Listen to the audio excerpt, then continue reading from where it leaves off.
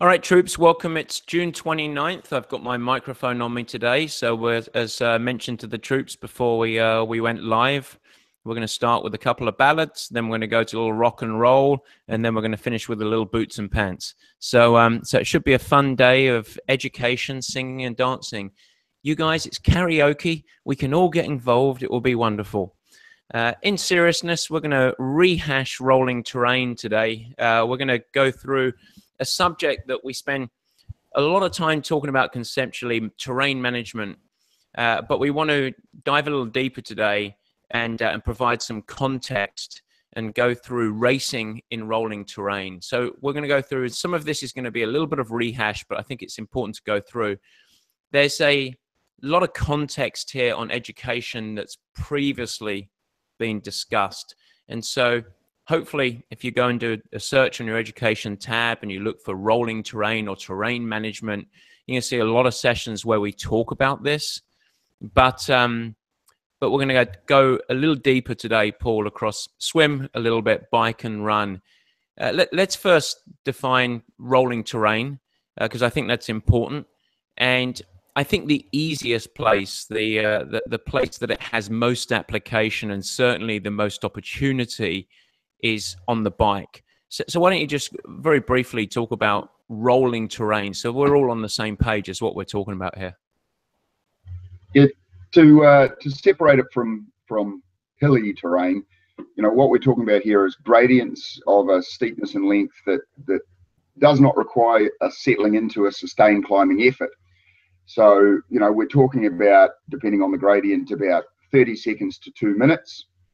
And so those things can be negotiated with momentum and without having to settle into a rhythm. The same sort of thing applies for running, but because we have less tools to deploy in managing the terrain and running, and we don't have momentum and carriage of speed like we do on the bike, the durations of those ups and downs might be a little bit less when we're thinking about running. And Matt will talk about this a little bit more, but you know, the swim doesn't really have rolling terrain, but we often encounter swim conditions that are less than flat, and we'll briefly cover that as well.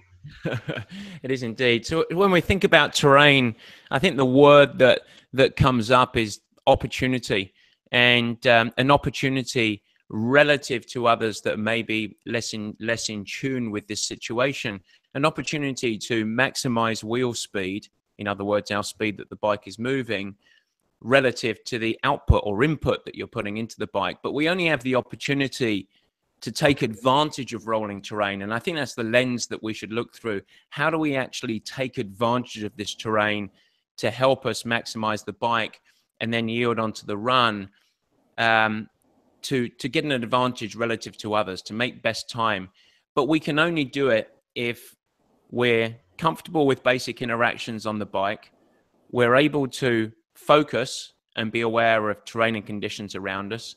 We're skilled enough to actually adopt the tools that are necessary, and you're trained with the resilience and the tools to actually take advantage. In other words, if you do it on untrained legs, there's just as much chance, and without the proper tools, there's as much chance of it hurting you as much as it is helping you. So let's just go through those three things really briefly. The first, I talked about basic interactions with the bike.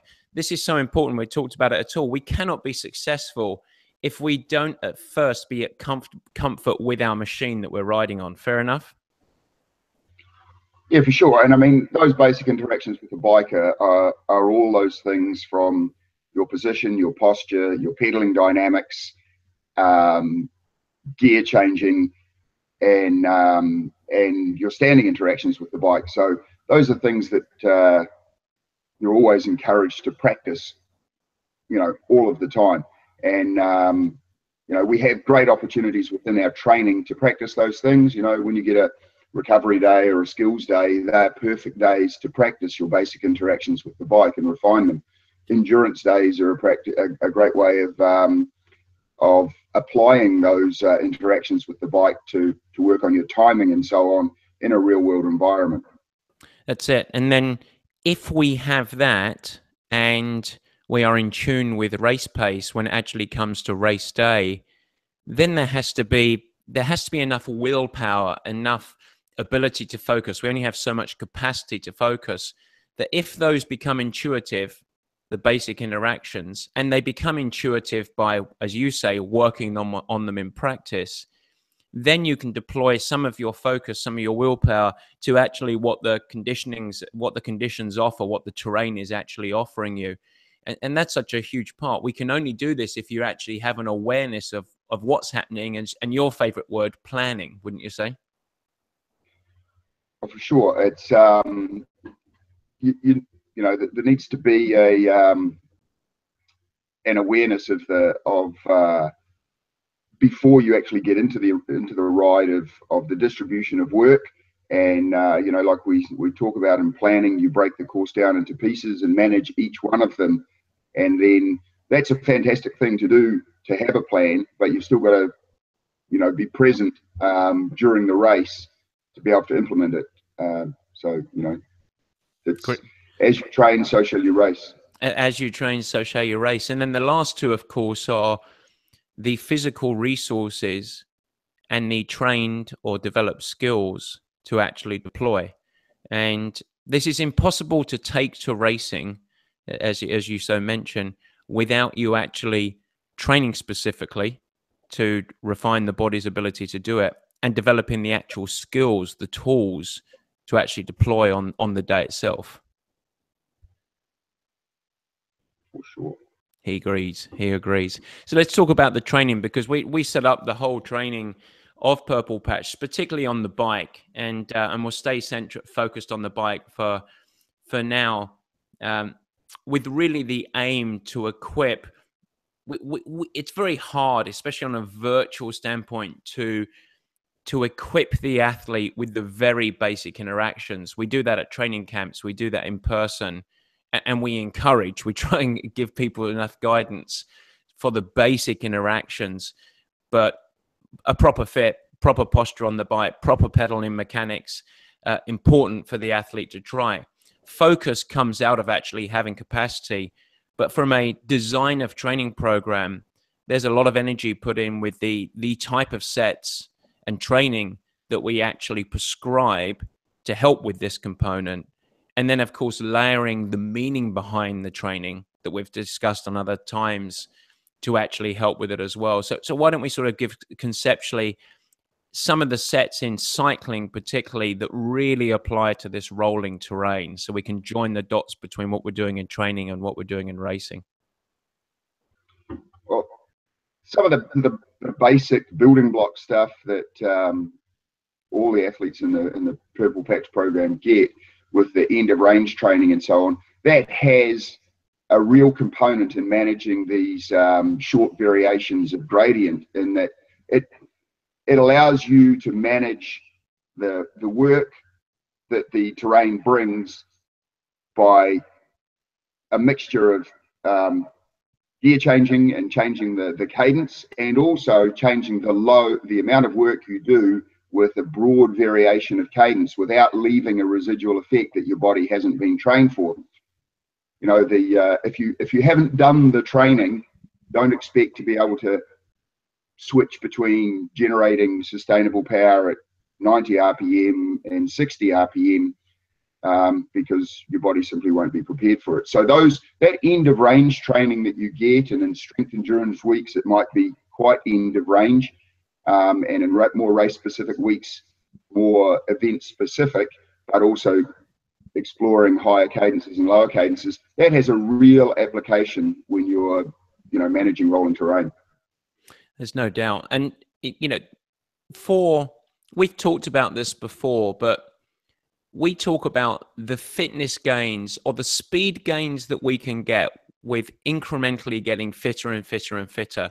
And as you improve with your sustainable power, it becomes harder and harder and harder. You have to load in more and more work to get smaller and smaller gains in our fitness profile. What we're talking about here, which is very hard to do virtually, it's very hard to actually, most coaches ignore this completely because I think of the challenge of doing it over in this sort of format, but I think it's important. The ROI, the return on investment for being able to adopt and execute rolling terrain really well is far greater in terms of speed than the incremental gains that we can probably gain with fitness. Or buying the latest aero thing that, you know, saves 6% in drag over the last latest aero thing, that when you drill down on that, you know, and it's 1 watt. Well, 1 watt, if you could use that theory over the whole course, would yield 5/8 of not very much in return. But this stuff here, when you start talking about banking seconds over in multiple opportunities over a course, gives you a great return.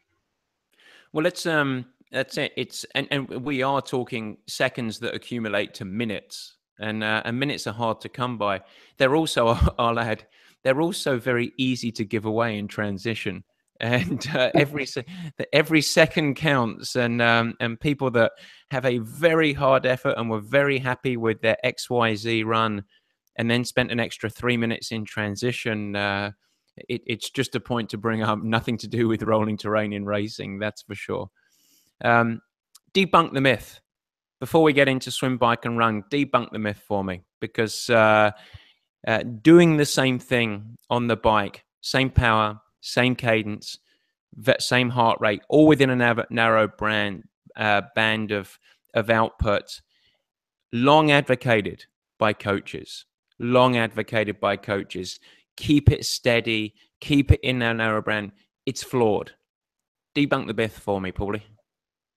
Well, I mean, that theory, that ideal world, is kind of a mythical world, you know, which is based on a course that has no variation, and seems to assume that an athlete can do the same thing in a discipline without variation for 2 to 6 hours. And it ignores the real benefits of varied output, which is proven with physics, and the reality that very few, if any, athletes can maintain the same output without variation for extended periods of time without paying a cost and accumulated postural and neuromuscular fatigue. So you sit in the same place doing the same thing for 5 hours, there will be a cost. You know, if that's the way you've trained, that might be, you know, one way of getting from A to B, but there is a better way. And you know, there is no course with zero variation in gradient, wind, road surface, you know, the heat of the day, which changes the stresses on the body, you know, the traffic you're going to encounter on the course. And even if there was a course where you could ride in isolation for the entire duration of an Ironman or even a half Ironman bike ride, we would add variation to avoid postural stress and neuromuscular decline. And we just talked about that on riding with flat courses, where we spent the whole time talking about racing flat courses and saying, seek variation. How do we find variation? Well, the headline news of really everything we said is every course offers variation. Variation is a good thing. The body uses it. Therefore, rolling terrain is opportunity. And that's what we want to get to today. Variable terrain is opportunity. When we talked about flat courses the other day, we talked about running and how actually a little bit of variance on the terrain, a little bit of rolling terrain and run so often yields faster runs than actually that flat, quad-busting, Ironman Florida type running. And so it is opportunity. It's a natural thing, and it's just a reframing in the mind for so many athletes. So let's briefly at least touch base on the swim and talk about lumpy swims. And obviously, it's a body of water. Water can move around. If you're in a lake, it happens with chop, typically, generated by wind. If it's in the ocean, it's tidal. And if you've ever swam in the Hawaii Ironman, if you're lucky enough, you'll certainly know the experience of being moved around. There's also the waves of the rolling terrain and, of course, the wind chop that can occur. So what happens when we have a swim where we have rolling terrain, forcing this into the title of the discussion? Well, a lot of athletes end up paying the cost by ignoring conditions and fighting the conditions. And actually going through, you have to actually, the first step of navigating this terrain is having an awareness of what you're actually managing. before the race, looking at the conditions, if possible, and you can stand on the water's edge, and you can see that you're going to have chop coming from this side of the lake. So if you're a right-sided breather, you have to be able to adapt to that. You can see that there's tidal currents going across. You can watch and see the currents and see which way you're going to be getting pushed. You can actually have a look and see if there's rolling terrain. So the first thing is the preparation to adapt and evolve to the situation. We then go through with the basics of what can you actually adapt? What do you need to do when you are forced with conditions?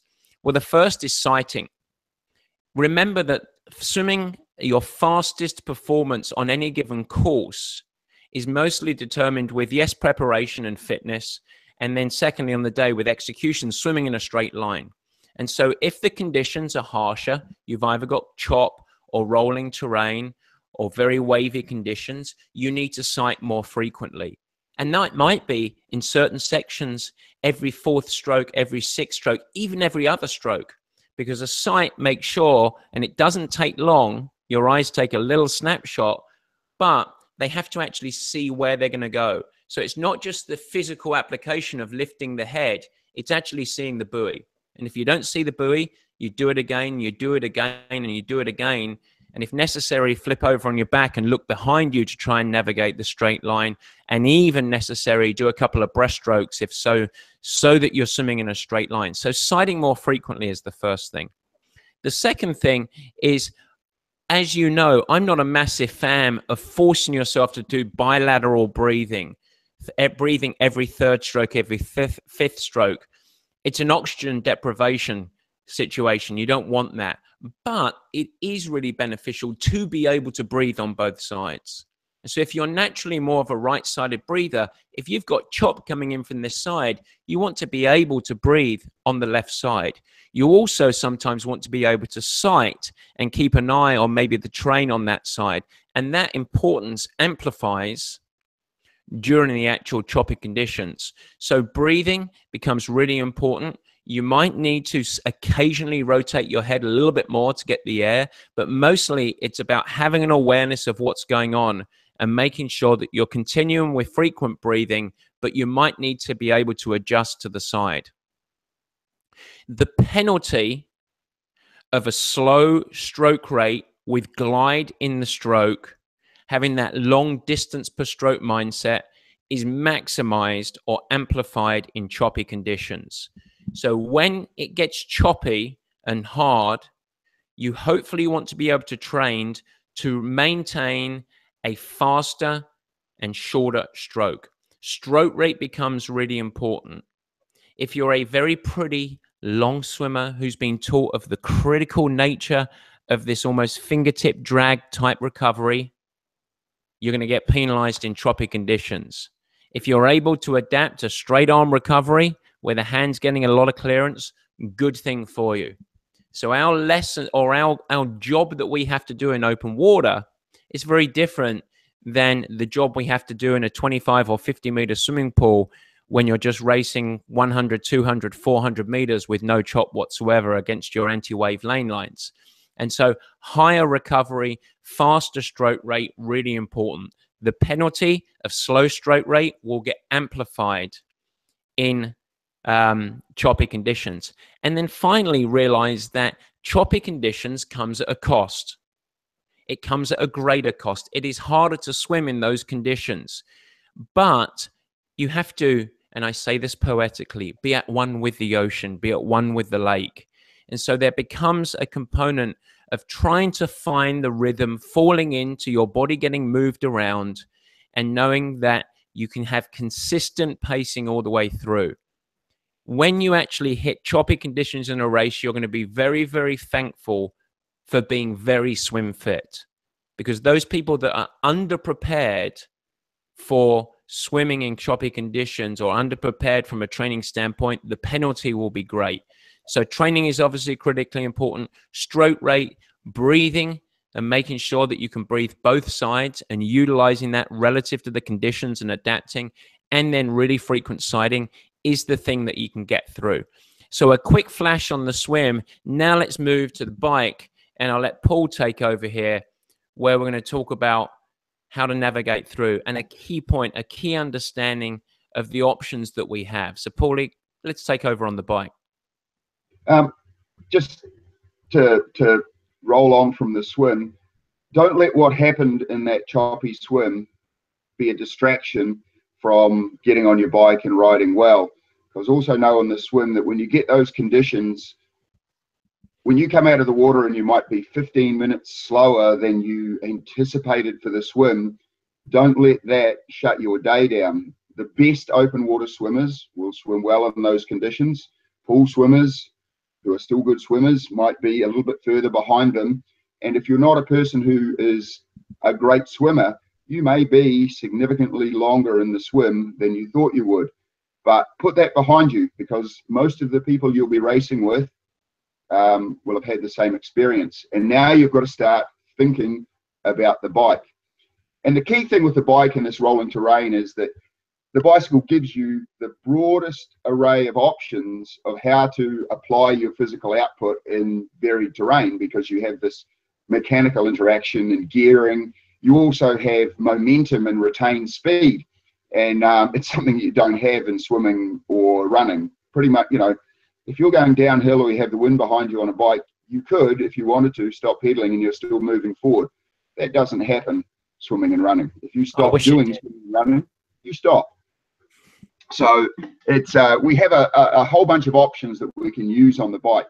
And if you take those components of training that we covered before and add them to efficient and well-practiced interactions with your bike, you know, we have a significant opportunity in rolling terrain to reduce time on course and maximize your return on physical investment.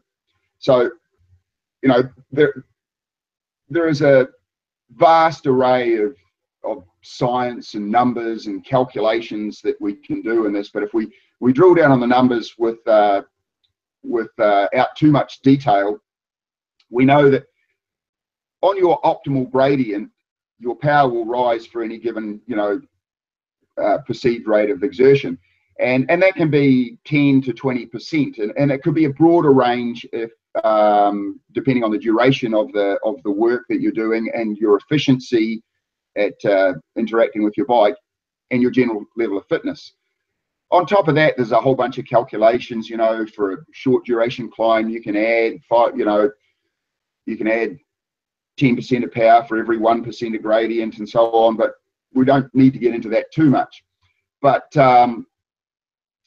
if you've done the supporting training on these short duration efforts, we know that we can let the power build by 10 to 20%, and we can use that in our favor. And if you double down on that, well-practiced and efficient standing interactions on the bike can yield, you know, over 6 to 10 pedal strokes, outputs 50% greater than race pace or sustainable race pace, and have very little, if any, residual effect. And I think that's really important to just double down and restate that. And I'm going to give you an example in a second. But if we have a piece of terrain where they're going up for a short period of time, followed by a piece of terrain that's either flat or going down, and we have this crest, I think it's really important for us to understand, because we get so attached to race power, let's call it 200 watts or whatever it might be. But for those 6 to 10 pedal strokes, so that's just a few seconds, executed many, many times over the course of this terrain, there's very little residual effect, negative effect, fatigue accumulation. If for those few seconds, if you've done end of range training and you do it well, that you apply a lot more power comes out from standing or even picking up gears, generating a smart and sensible use of output over this crest to gain momentum and carry speed down the other side. And I think so many people, they come to the top and they're riding, you know, their race power is 200 watts. They're climbing the hill at 220 watts, which they're comfortable with. And they just, I must keep it crest. And they crest over the top at 220 versus just a few pedal strokes of, don't even look at the power meter. Like, actually just let it flow, apply stand and transition. The actual power, when you go back and look at your graph, will be much greater, 300 watts, Paul. And it comes at no residual effect, but the speed yield there, it isn't just in those few seconds that you go over the top fast. It's also on the other side of the hill as well. Oh, for sure. And I mean, the numbers, when you look at them, and I mean, there's a whole bunch of, like I said earlier, physics to back it up, you know. And if you take a broad example, it's easy to get your head around. If we had a hill that went up for 1,100 yards at 5%, came to a crest and went down for 1,100 yards at 5%, and you do the maths with, say, a 160-pound rider at an even 250 watts, if you apply 250 watts over that gradient, it generates about 11 miles an hour climbing and about 36 miles an hour descending. That's an even 250 watts. So that 2,200 yards would take you 4.4 minutes to get up to the top and back down the other side. If the same rider climbed the hill at 300 watts, that would generate 12.7 miles an hour. And if they descended at 175 watts, the descending speed would only be 1 mile an hour slower. And they'd save themselves around 25 seconds. Now, that's an extreme example because 1,100 yards would be a climb. But what we're going to do is we're going to shrink that down and do it multiple times in rolling terrain. I think that's, I want to go through that one more time because I think that's so valuable. So you got give or take a kilometer.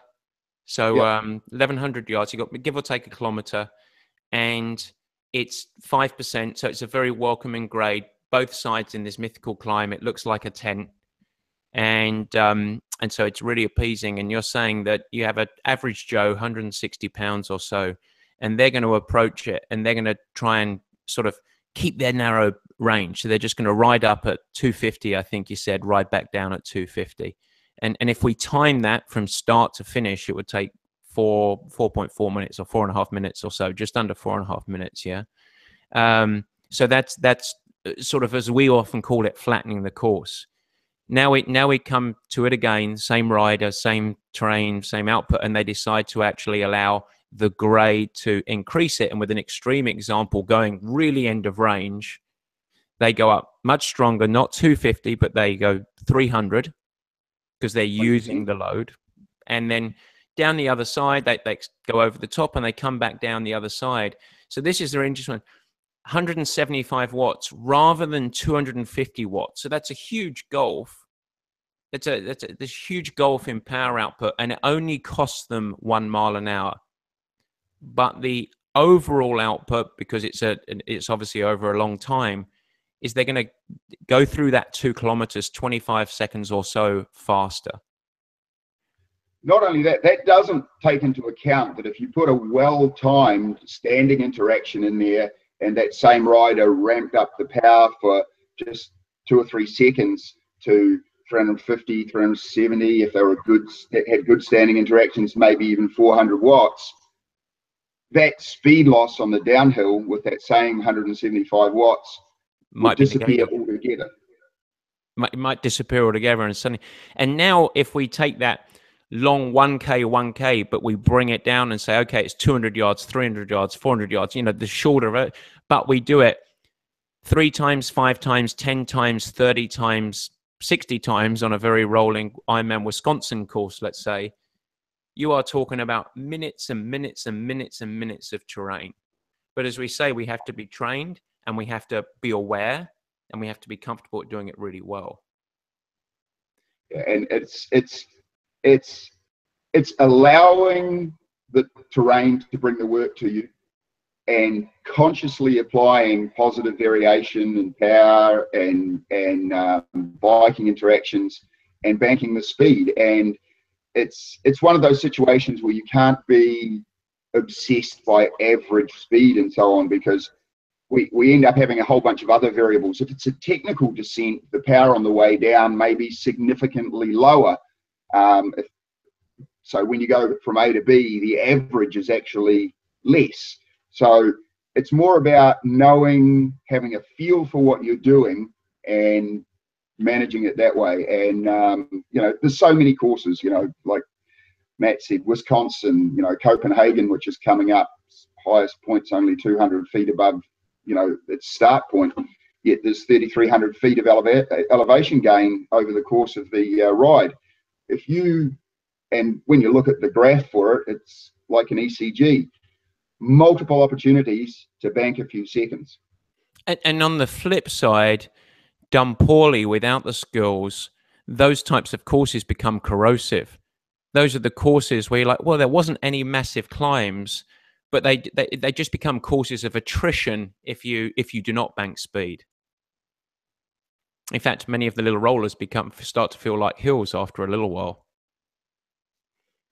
And that's important too. We're going to talk about that in a little minute. It's you know, the how-to on this is pretty important. You know, we've got to practice and training, like we mentioned earlier on. Those recovery days are not days just to plug in your music and not think about what you're doing. Sure, it's low stress and so on, but you do get to practice those on the bike interactions. You know, every time you go around a corner, you can practice a nice smooth standing interaction to re-accelerate up to recovery pace. You know, the endurance ride that you go out on where you do that long ride is with a mixture of loads is a great way to practice your timing and pacing and execution, so you can understand that in various different gradients how that's going to work, so you can execute it on race day with best return and lowest stress. And so all these things, as we train, you take it to race day. And I think that the one final thing that I'll say from an awareness standpoint as well is that when you do start to practice this, what starts to happen is two things. You start to feel when you get it right, because it does give you this, that was fantastic. I actually, you know, you almost get the whoop-de-doo effect when you actually get it. Okay, go through the bottom, over the top, etc. And equally to that, there's a little bit of self-coaching, because you should be able to feel when you get it wrong. And so often, you know, we've been doing this for a long time. You're a better technical rider than me, Paul, but we are both pretty well equipped at riding through rollers. And certainly what you get when you become in tune with it is, I duffed that one up. That was pretty poor. And that's a really important training, but you can't get that awareness if your mind's in the cuckoo clouds. And so using the time that you're there so that it becomes intuitive and natural is so important. Let's go to a couple of basic scenarios that maybe the athletes might go through, sort of 2 or 3 examples of actually navigating through the terrain. So there's sort of 3 basic scenarios for managing this rolling terrain, and the first is building power a little to carry you up and potentially over the lump you see in front of you. Now, this is got real application, but it needs to be tempered with knowledge of the length and duration of the rise that's in front of you and any future work, because it's a pretty common thing for people to think, oh, there's a little rise, I'm going to ramp up the power and get carried over the top of it. And if you misjudge that scenario and don't properly anticipate the length and duration of that climb or any future work, it has a way of accumulating, so you find yourself partway up the rise or on the next rise and you start dying because you've burned a few matches that you shouldn't have. And I mean, Mont Treblant's a great example of that, where you've got that 10 mile out and back, which is effectively a whole bunch of little rollers, but the net effect of it is you're on a climb, because one roller leads straight into the next and then straight into the next. And if you thought that you were going to build speed to carry you up one, you would only get a couple of those little rollers into it, and you would have burnt your cookies. So you've got to know it's a valid technique, but timing in that particular circumstance The length and duration that you're dealing with and the future work is critical.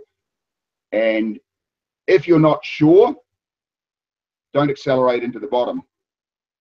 We move into the next example, which is let the terrain bring the work to you.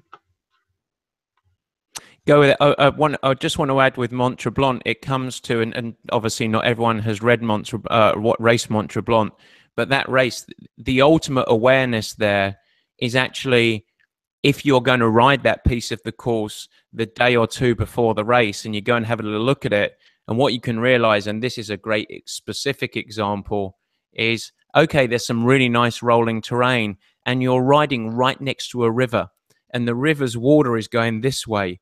There's a pretty good chance that you're going to be net climbing on there as well. So it's good to have a little bit of an awareness of what's happening. The same in the Hawaii Ironman course, when you can look and realize, okay, there's real chop coming off the water. So when I'm going to go around this turn, there's probably going to be a headwind that's going to slow the net effect of those rollers. But let's go to option number two, scenario number two, where, as you say, you let the terrain bring the work to you. You let that dictate how you're going to approach it, using obviously gears and cadence. Why don't you dive into that a little bit? On the most typical sort of rolling terrain, what you're doing is you're anticipating the requirements of gearing and load and the durations. So that's where it's like, if it's a slightly steeper piece of terrain, it's like, what is the range that I can sustain without negative effect over that gradient or that duration. Bearing in mind, we mentioned earlier, generally this rolling terrain is stuff that's going to take somewhere between 30 seconds and 2 minutes to negotiate. And when we say let the terrain bring the work to you, what we're saying is, as the gradient increases, you're going to manage the work with gearing and variation of cadence. So generally, as you roll in, you're going to start gearing down as the speed decreases, and you might manage, within that management of the gearing, you have a range of cadences to manage the load, and the cadence might come down a little bit. If you're a better cardiovascular type pedaler, you might keep that cadence a little bit higher, but generally there'll be a little bit of variation, and we've trained for that. So you're going to manage the work as the power just increases to that sustainable level with gearing and cadence. So you gear down again, and then as the gradient increases and the work increases, as the gradient decreases or the gradient softens off towards the crest, and most of this rolling terrain isn't like the tent that we mentioned earlier on, where it goes up, hard crest, and goes down. Most of this rolling terrain has a up, soften off, down component. As the gradient softens off again, you'll be increasing the cadence and or increasing the gearing to maintain speed relative to that terrain. And then we're going to look for the opportunity to accelerate over the top to carry speed. Now, standing is a great way of compressing that distance that it takes to get from climbing speed to descending speed, but it's not the only option. It may be, if you're riding into a headwind or it's a long false flat, you may be able to do it with that awareness of increasing the gearing and increasing the cadence. So you don't have to stand every time you come to a change of gradient, but it is a great option for introducing a little bulb of power that gives you a great return on investment. Super. Any last thoughts on cycling before we wrap up with a quick 2 minutes on the run? Yeah, I mean, there is a third option with this rolling terrain, and that's those places where it's not up and down, it's where a gradient changes and you're uncomfortable with, it's difficult to change from the rhythm of this load to the rhythm of the false flat or the flat on the top. And that's also another option where you might want to, if you're struggling with the gearing and the cadence to get up to the speed you should be doing at that next gradient, that's often where you can pop in a little standing interaction to bring you up to that speed and settle back in. And of course, reduces a little bit of postural stress as well. Well, let's go to the run. Suddenly, Google, YouTube has started to give us magnifications. There you go. Coming back. So let's go to the run. The same concept, but as you mentioned before, many less tools to work with. Headline news to begin. Anytime we have a flat road, we want to maximize our form. We want to maximize our best running form that we can along the flatter terrain.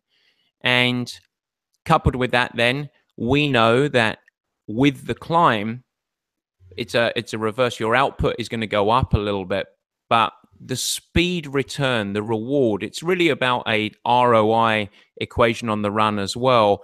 And I would say managing cost are the two things. What's going to give you your biggest ROI, get you across a piece of terrain, obviously the distance of the race, as fast as you can. And then also know it's really about energy management.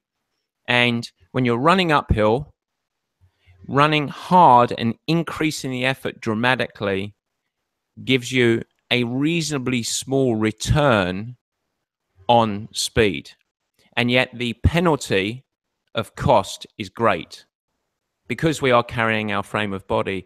On the flip side, allowing yourself to use gravity, fall downhill with good form, being able to hold good turnover, and that takes some neurological conditioning, the reward is great.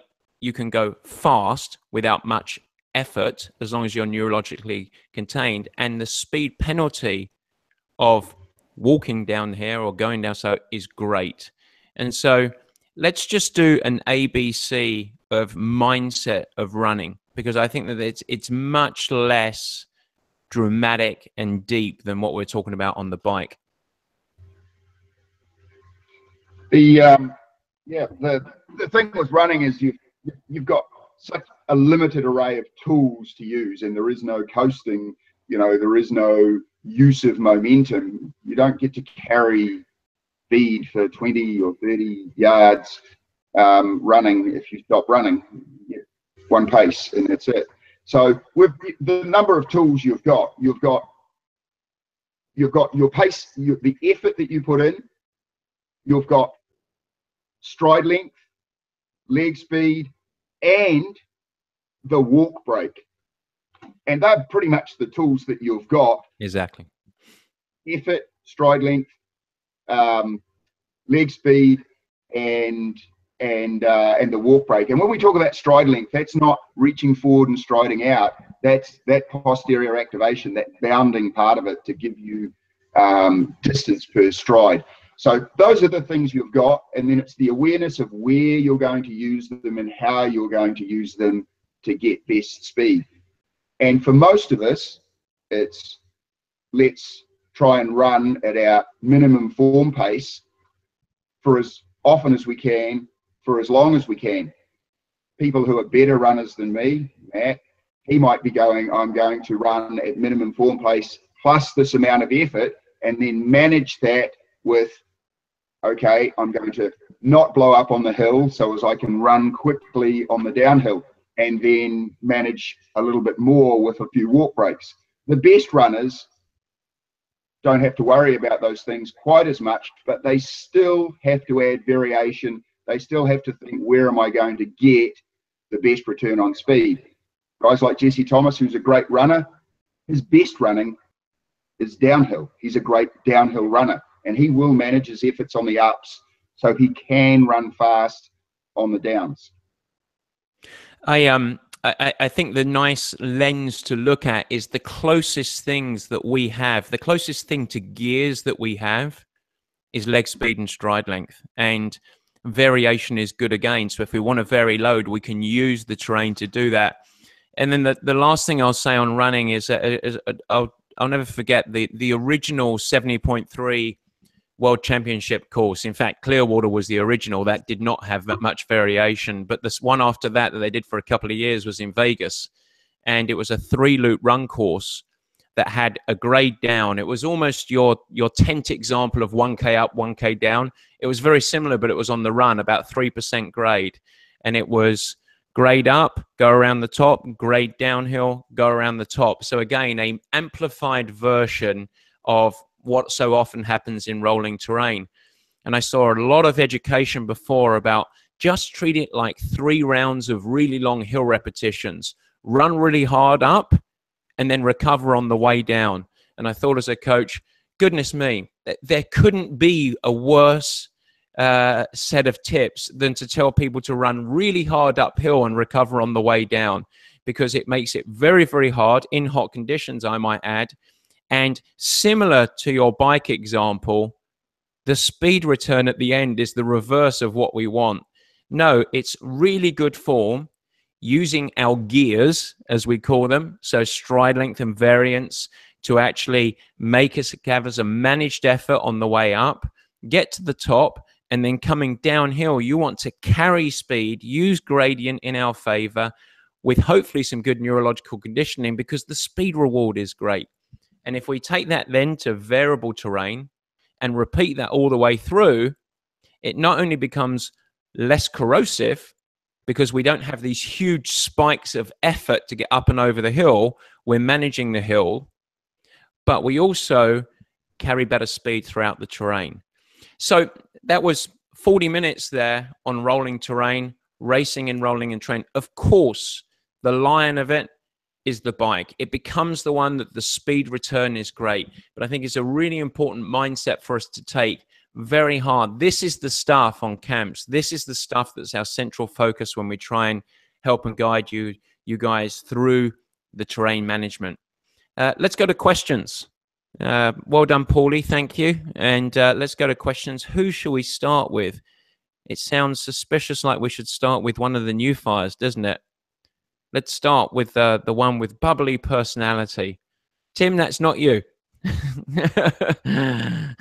Ali. I came in late, so actually I just need to go back and watch the first half. I don't have a ton of questions. I'm just here to learn. All right, good stuff. Well, let's go to the charmer then, and the crooner who can join me in karaoke at the end of this. Tim? Mostly just struggling this week to manage the plan versus kind of where I'm at in my season. So I just came off of the Alcatraz, and this week is all about kind of building to a sim race, which I think I just did. I feel like I'm more in a mood for a build week than a recovery week into a hard weekend. Well, there's adjusting slightly. There's we've been going through every athlete to see where this fits in, and in today's coach's bulletin, I think I said, hey, there's going to be a sim week that many people will see. Reach out if you're over worried, because we can adjust it for you. So if it doesn't quite, there's a couple of gut calls. We talked about you. You were one of the gut check of, do I want him to do that this week? So I could be pulled the other direction as well, Tim. We can adjust that for you. Okay, I'll touch base. I've got track with Michael tonight, so I'll touch base with him. Yeah, perfect. He can adjust it, and we can plan the weekend. Yep, good stuff. Super Dave. No questions today. Easy. Easy. I'm gonna get home. I'm gonna get to have a coffee. Good. Genevieve, trail running. We talked about you this morning. 94 trail runs over 3 weeks. I hope you're doing well. We are evolving your plan to add trail runs in there for you. Just FYI. Okay. Any questions? Perfect. Few emails to chat with Nancy this week according to that sim race, according to that what you just said with Tim. And I was not feeling to do like an Olympic kind of simulation race this week, as per I just did that race last weekend. And what you chatted about today, I could see the part of the race that I can execute like pretty well. I was pretty happy with my race this weekend compared to the one before.